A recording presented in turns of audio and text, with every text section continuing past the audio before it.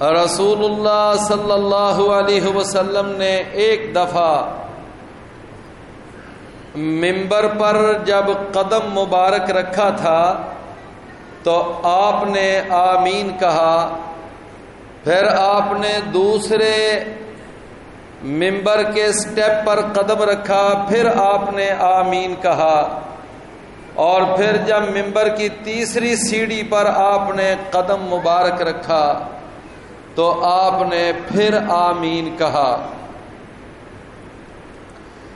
صحابہ کرام نے رسول اللہ صلی اللہ علیہ وسلم سے اس کی وضاحت چاہی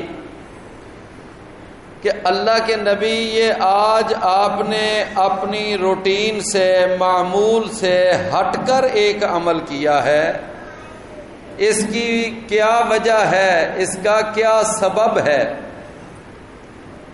تو نبی صلی اللہ علیہ وسلم نے فرمایا کہ جب میں منبر پر چڑھنے لگا تھا تو جبرائیل اس وقت میرے پاس تھے،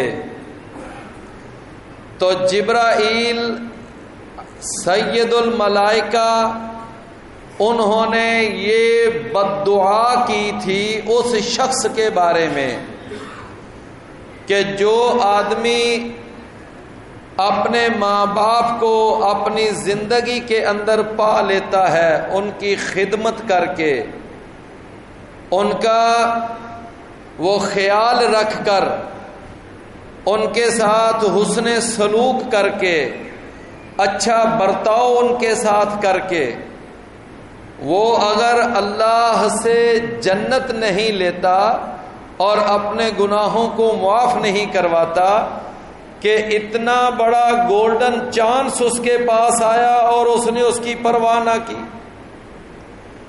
ماں باپ اللہ نے اس کی زندگی میں عطا کر دیے، ان کی خدمت نہیں کی اس نے۔ فرمایا کہ جبرائیل نے اس آدمی کے لیے جو ماں باپ کا نافرمان ہے اور ماں باپ کا باغی ہے، اس کے لیے بد دعا کی کہ وہ شخص جو ہے وہ ہلاک کر دیا جائے۔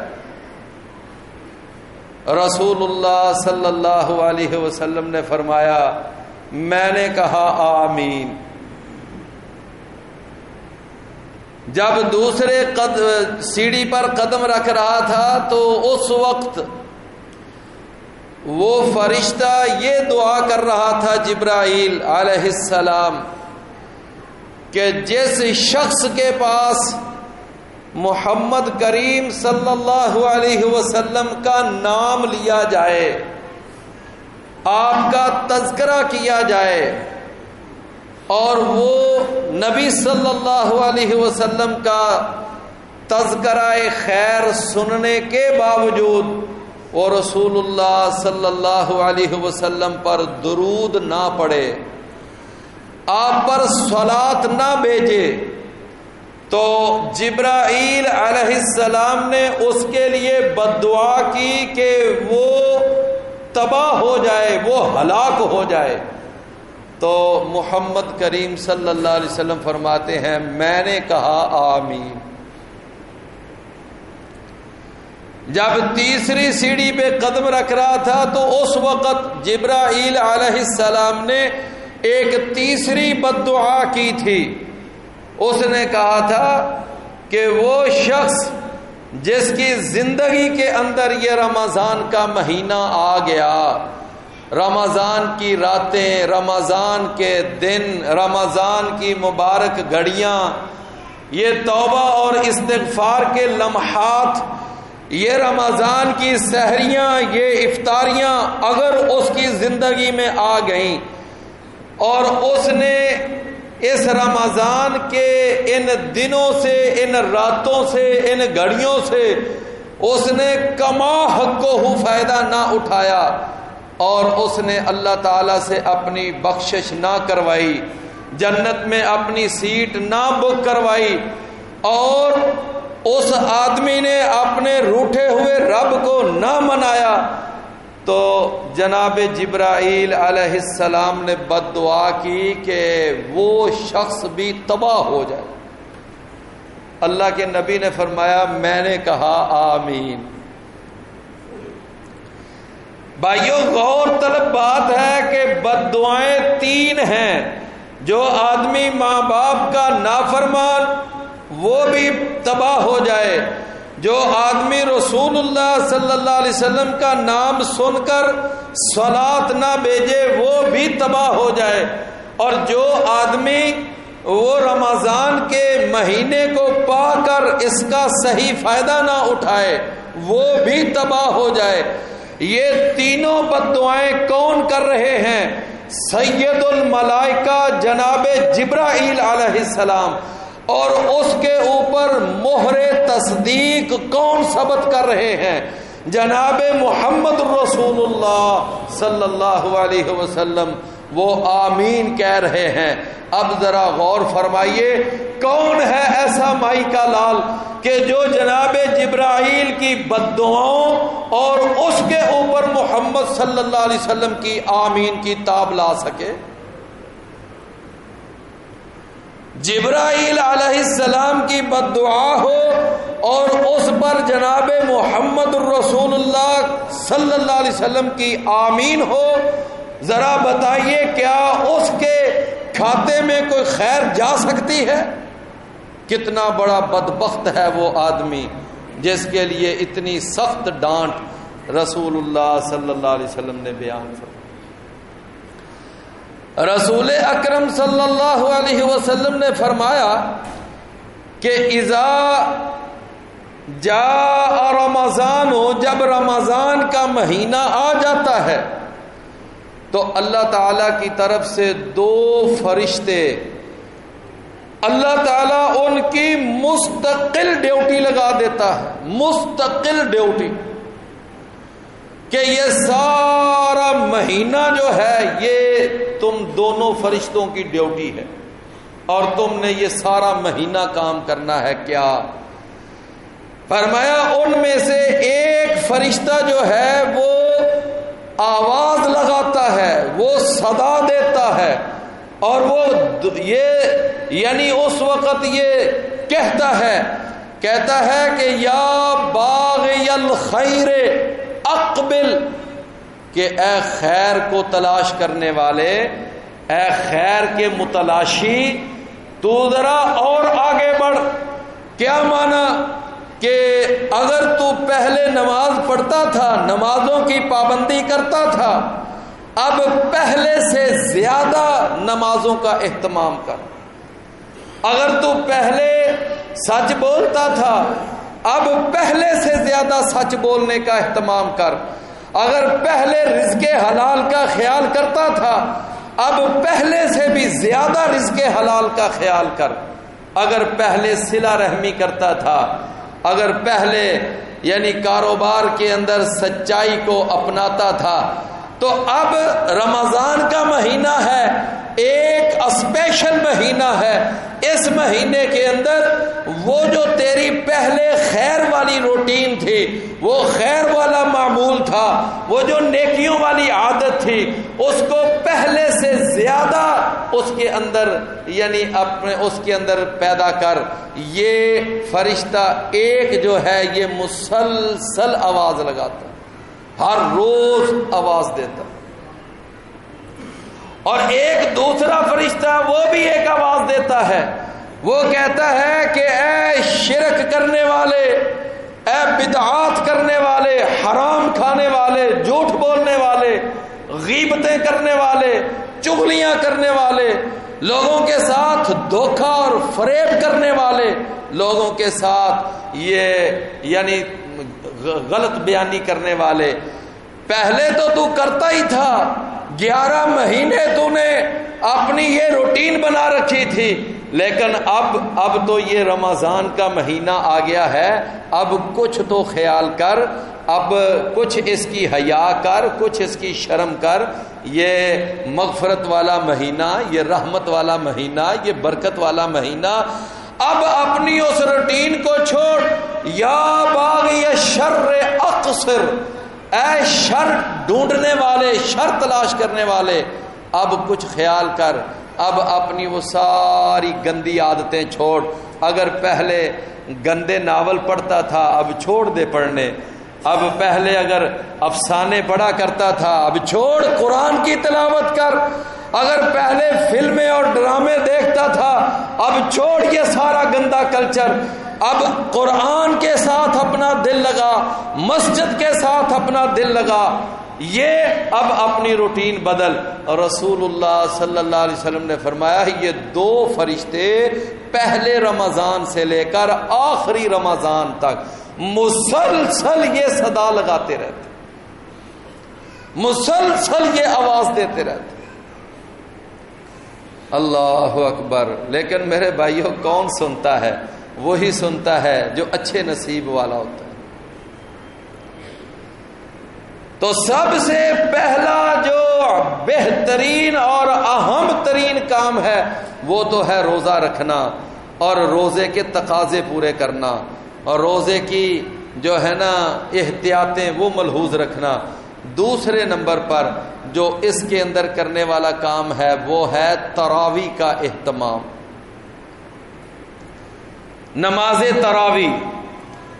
رسول اللہ صلی اللہ علیہ وسلم نے فرمایا کہ من قام رمضان ایمانا واحتسابا غفر له ما تقدم من ذنبه، کہ اگر کوئی آدمی رمضان کے مہینے کے اندر وہ قیام کرتا ہے، قیام اللیل کرتا ہے، تراویح پڑھتا ہے، رات کو اٹھ کر نوافل پڑھتا ہے، رسول اللہ صلی اللہ علیہ وسلم نے فرمایا کہ یہ قیام اللیل جو ہے یہ اس کے گناہوں کا یہ سبب بن جائے گا۔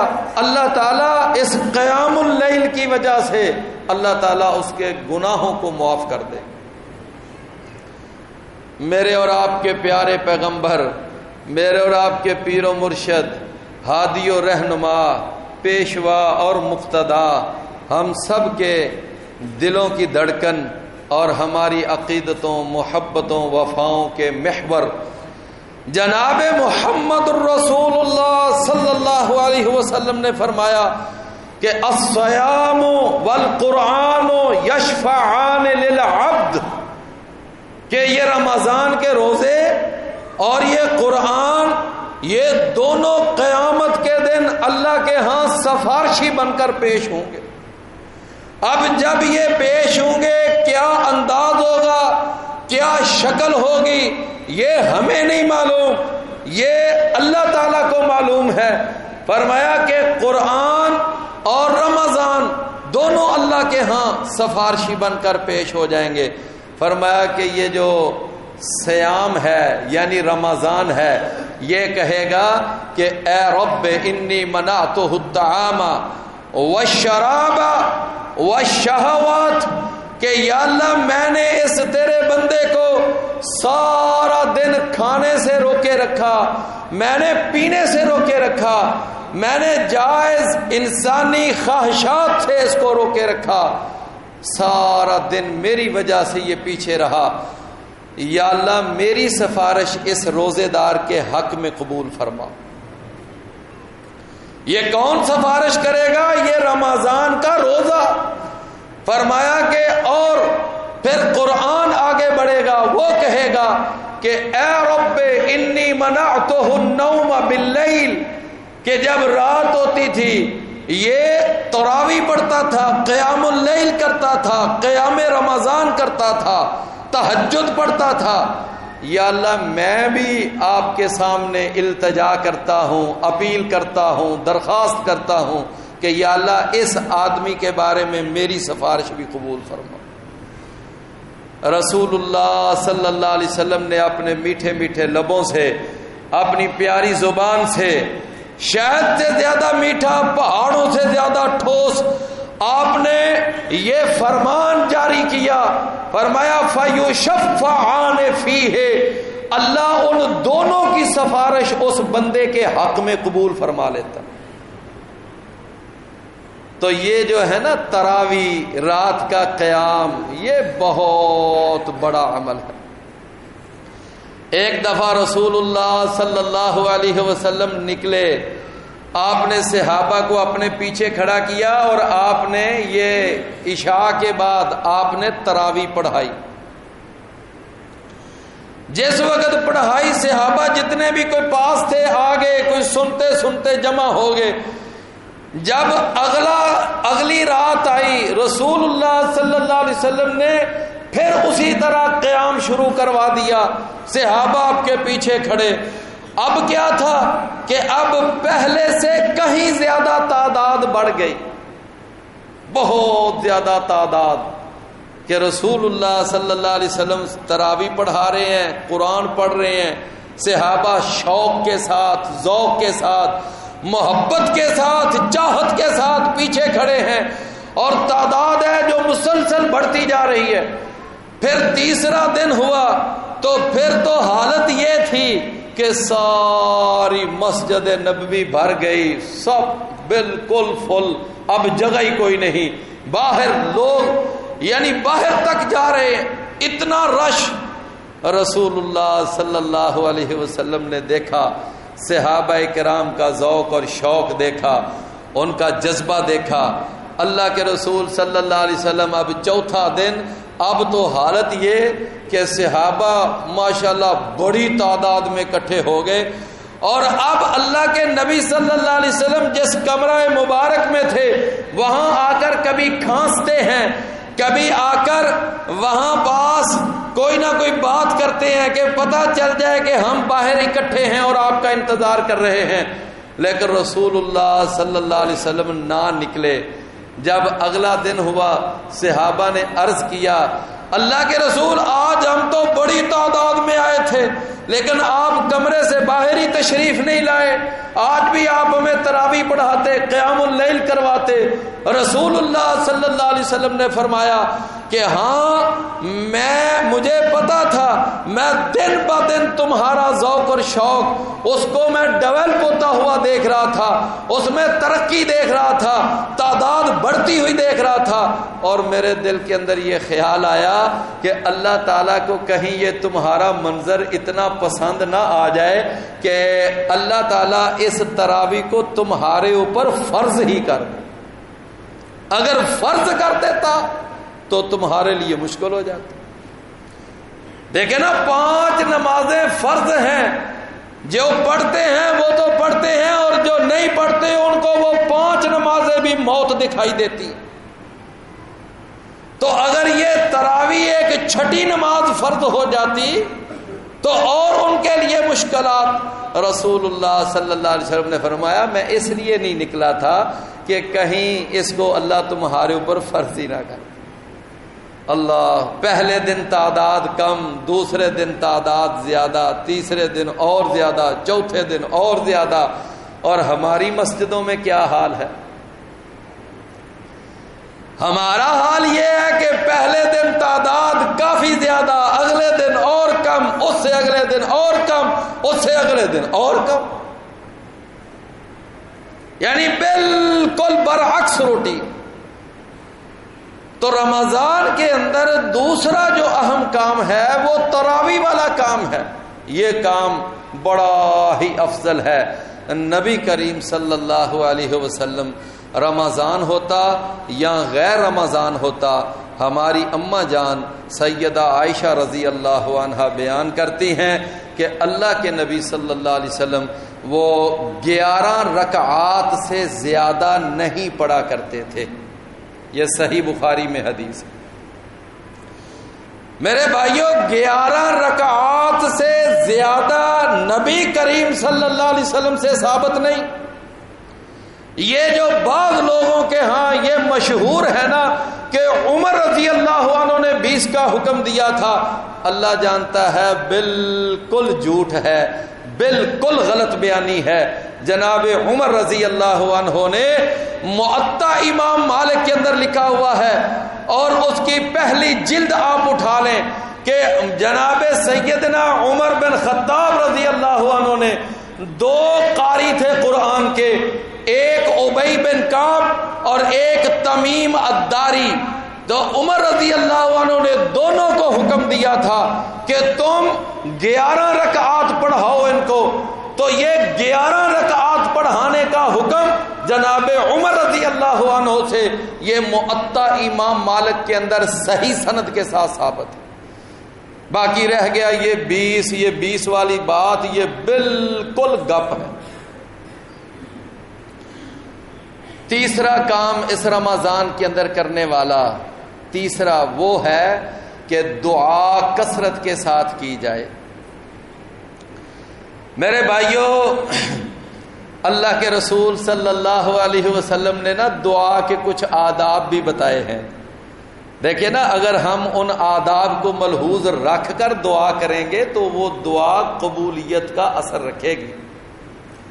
سب سے پہلا ایک ادب آپ نے یہ بیان کیا، فرمایا جب بھی تم میں سے کوئی آدمی دعا کرے پہلے وہ اللہ تعالیٰ کی حمد بیان کرے، اللہ کی ثنا بیان کرے، اللہ کی تعریف کرے، اور اس کے بعد آپ دیکھیں دنیا کے اندر یہ ہم انسان، یہ جو گوشت پوشت کے یہ بنے ہوئے انسان، ہمارا حال یہ ہے کہ اگر کوئی آدمی کسی کی کوئی ذرا تعریف کر دے وہ پھولے نہیں سماتا، وہ بڑا جناب اپنے آپ کو، تو اللہ رب العالمین وہ تو رب العالمین ہے، وہ تو کائنات کا خالق و مالک ہے، وہ تو رب عرض و سما ہے، وہ تو شہنشاہ کون و مکان ہے، پوری کائنات کا مدبر ہے، پوری کائنات کا متصرف ہے، اور وہ تو ہر قسم کی تعریف کا حقدار ہے۔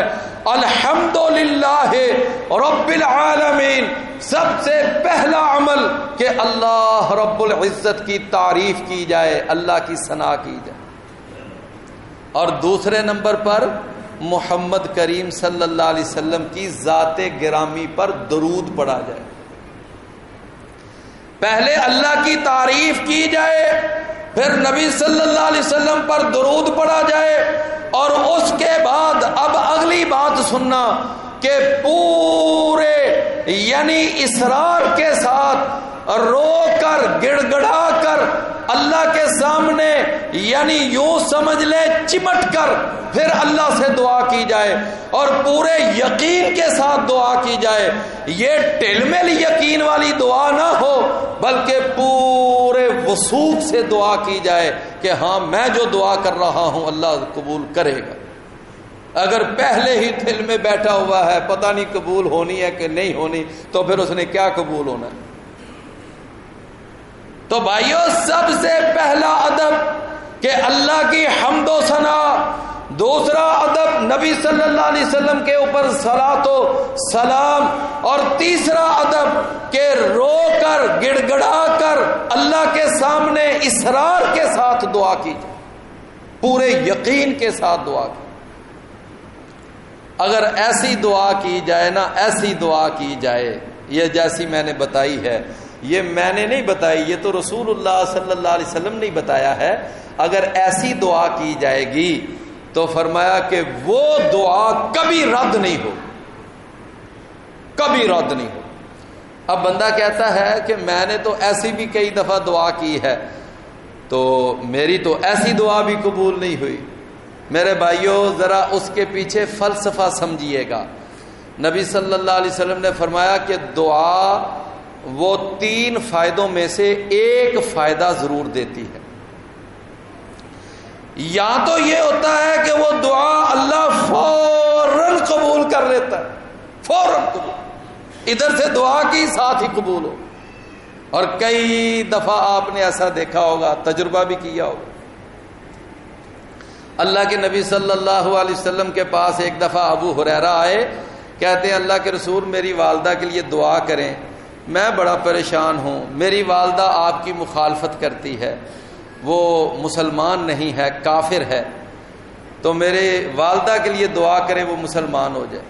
لو نبی صلی اللہ علیہ وسلم نے دعا فرمائی، اللہم اہد ام ابی ہریرہ، یا اللہ ابو ہریرہ کی ماں کو ہدایت دے دے، اسے ہدایت۔ سیدنا ابو ہریرہ رضی اللہ عنہ، اب ان کا یقین کامل ملاحظہ کیجئے کہ دعا کروا کے اب مسجد سے اپنے گھر آ رہے ہیں اور تیز تیز قدم اٹھا رہے ہیں، تیز تیز قدم.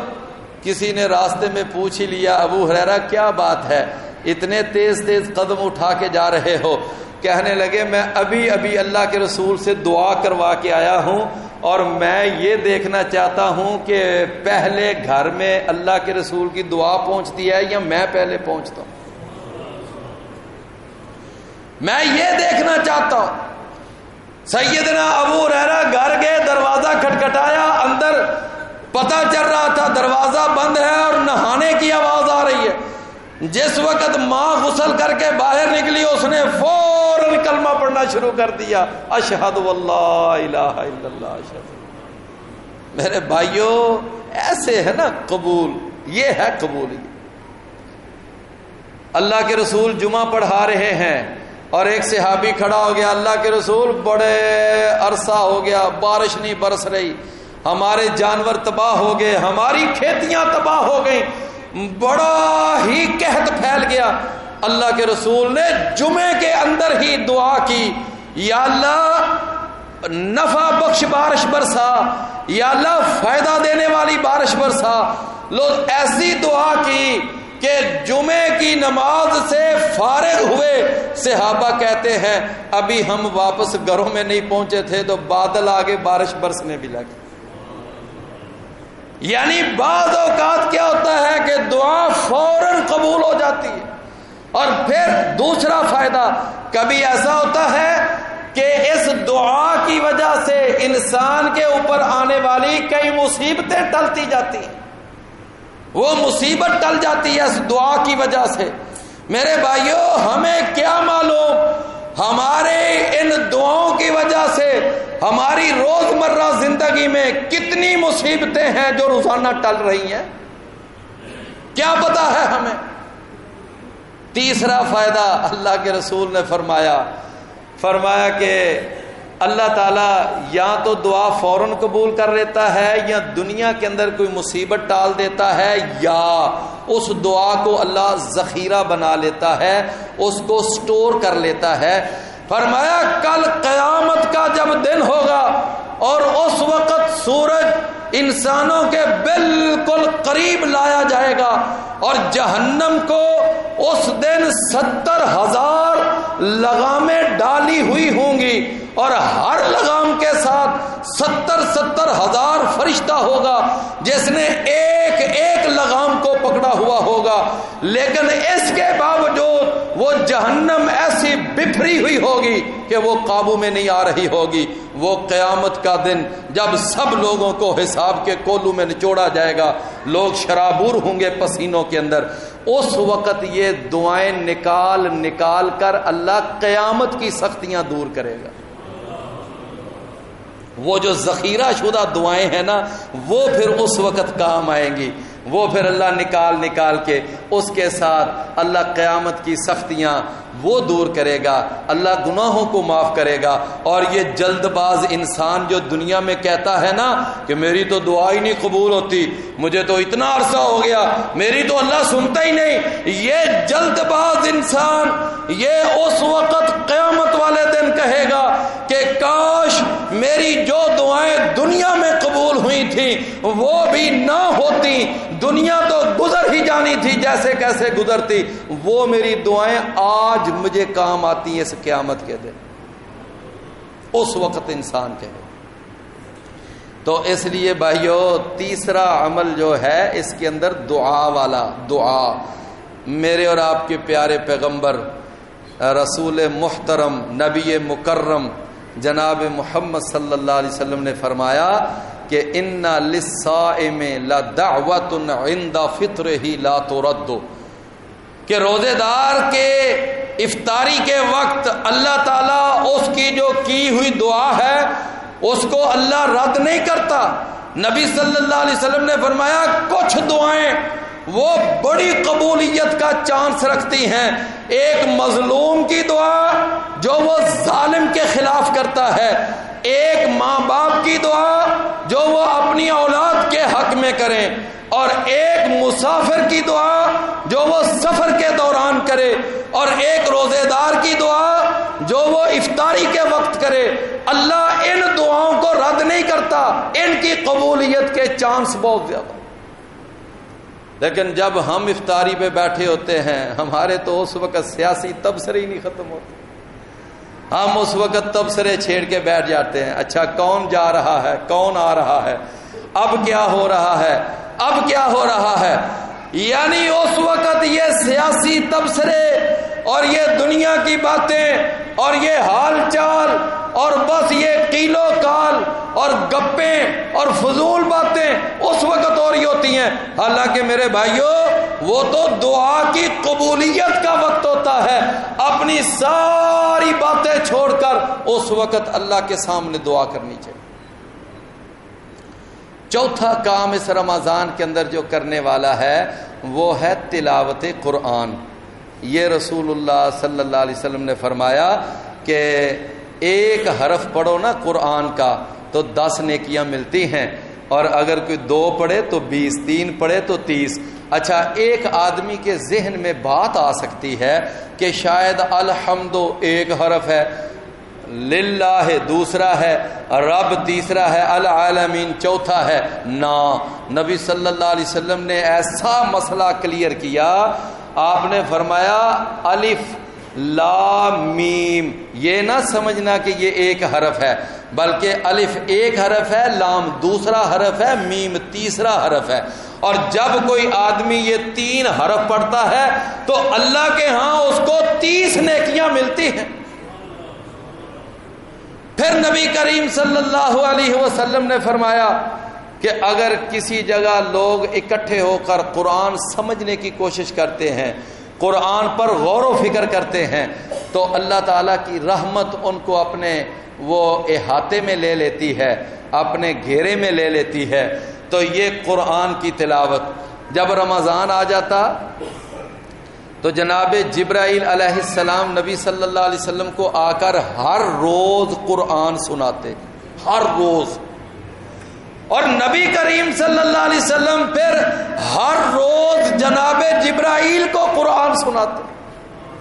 ذرا منظر دیکھیے کیا خوشنما، کیسا پیارا منظر ہوگا کہ جب فرشتوں کا سردار انسانوں کے سردار کو قرآن سنا رہا ہوگا، اور انسانوں کا سردار جب فرشتوں کے سردار کے سامنے قرآن پڑھ رہا ہوگا، کیسا پیارا، کیسا حسین منظر ہو۔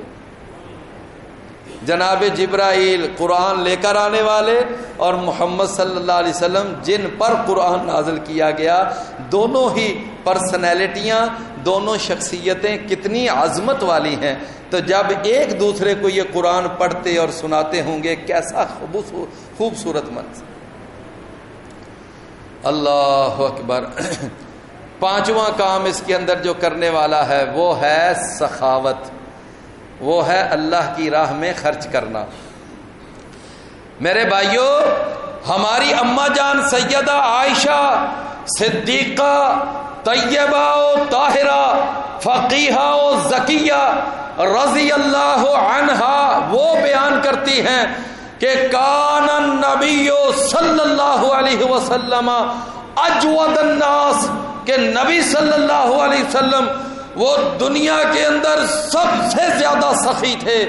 اللہ کے نبی صلی اللہ علیہ وسلم سے زیادہ سخی کوئی انسان کسی ماں نے جنے نہیں۔ اللہ اکبر۔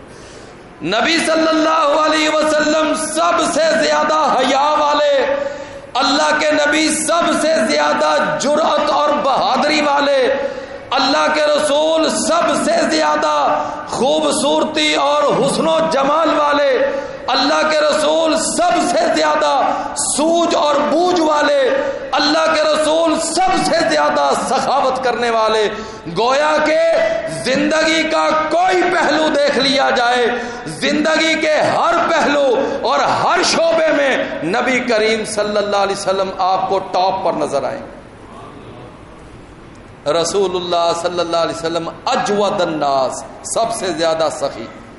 فرماتی ہیں لیکن جب رمضان کا مہینہ آ جاتا تو پھر تو نبی صلی اللہ علیہ وسلم کی سخاوت کی بات ہی چھوڑ دو نا، اللہ کے نبی اتنی سخاوت کرتے تھے، اتنی سخاوت کرتے تھے، فرماتی ہیں کہ ایک تیز آندھی ہو نا، اس تیز آندھی کو تم ذرا روک لو آگے کو رکاوٹ کھڑی کر کے، جب تم اس تیز آندھی کو روک کر یک دم چھوڑو تو وہ تیز آندھی پھر کتنی تیزی کے ساتھ آگے چلے گی۔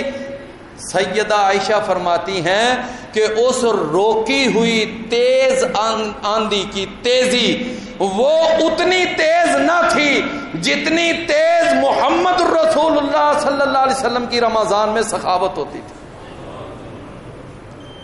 اتنی تیز سخاوت، اتنی تیز، رمضان کے اندر تو دل کھول کر خرچ کرتے تھے اور بڑا ہی خرچ کیا کرتے تھے۔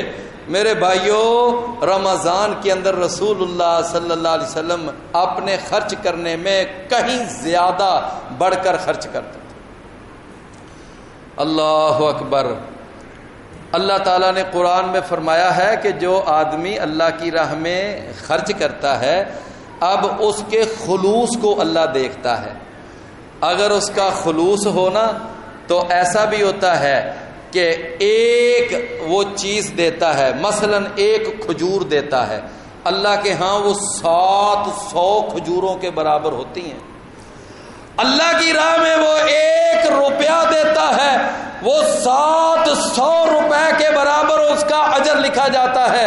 اور قرآن نے مثال دی، فرمایا مثل الذین ينفقون اموالهم فی سبیل اللہ کمثل حبۃ انبتت 7 سنابل فی کل سنبلۃ 100 حبہ۔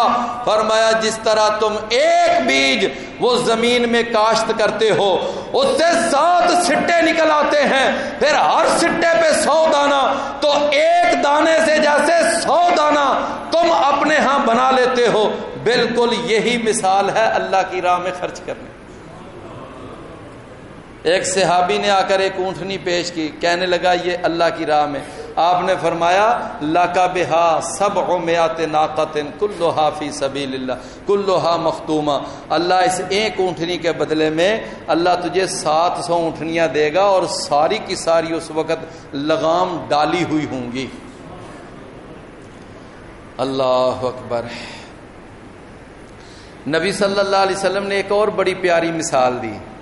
آپ نے فرمایا کہ جس طرح تم ایک چھوٹا سا جانور لاتے ہو نا اپنے گھر میں، یہ بھیڑ کا بچہ، بکری کا بچہ لاتے ہو، پھر اس کو دانہ کھلاتے ہو، چارہ کھلاتے ہو، اس کی خدمت کرتے ہو، یہاں تک کہ وہ چھوٹا سا بچہ بڑھتا جاتا ہے، سال گزرتا ہے، تم دیکھتے ہو کہ وہ جو پہلا چھوٹا سا بچہ تھا اب کہاں بڑا ہو گیا۔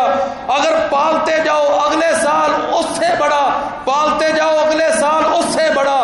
نبی صلی اللہ علیہ وسلم نے فرمایا بالکل اسی طرح ایک آدمی جب اللہ کی راہ میں ایک کھجور خرچ کرتا ہے نا تو اللہ اس کھجور کو اپنے دائیں ہاتھ میں لے لیتا ہے اور پھر اس کھجور کی اللہ اسی طرح پرورش کرتا ہے جس طرح تم اس بھیڑ کے بچے کی پرورش کرتے ہو۔ فرمایا یہاں تک کہ جب وہ قیامت کے دن اللہ کے پاس آئے گا اس کی وہ ایک کھجور پرورش پا کر ایک پہاڑ کی شکل اختیار کر چکی ہوگی۔ بندہ دیکھ کر حیران ہوگا میں نے یہ کھجور دی تھی، یہ تو پہاڑ بنی ہوئی ہے۔ اللہ، تو یہ 5 کام ہیں۔ ایک رمضان کا روزہ رکھنا ہے، ایک تراویح کا اہتمام، دعا کی کثرت، تلاوت قرآن اور صدقہ اور خیرات۔ میرے بھائیو، جو لوگ صدقہ اور خیرات نہیں کرتے، زکوٰۃ تک نہیں دیتے، قیامت کے دن ان کے مال، اللہ اکبر، وہ آگ کے اوپر گرم کیے جائیں گے اور ان کی وہ سلیں بنائی جائیں گی اور ان کے ساتھ پھر اس مالدار کو داغا جائے گا کہ جو مال سنبھال کے رکھتا تھا، اللہ کی راہ میں خرچ نہیں کرتا تھا۔ تو یہ 5 کام میں بیان کر سکا ہوں۔ اللہ تعالی ہمیں عمل کرنے کی ضرورت ہے، اللہ تعالی عمل کرنے کی توفیق عطا فرمائے۔ باقی کچھ اور کام ہیں، ایک لیلۃ القدر کو تلاش کرنا، اعتکاف بیٹھنا، صدقۃ الفطر، اور اس طرح عمرہ یہ رمضان کا ایک اہم کام ہے۔ اور جہاد فی سبیل اللہ، انشاءاللہ یہ اگلے جمعہ کے اندر اس کے اوپر بات کریں گے۔ اللہ سمجھنے کی توفیق عطا فرمائے۔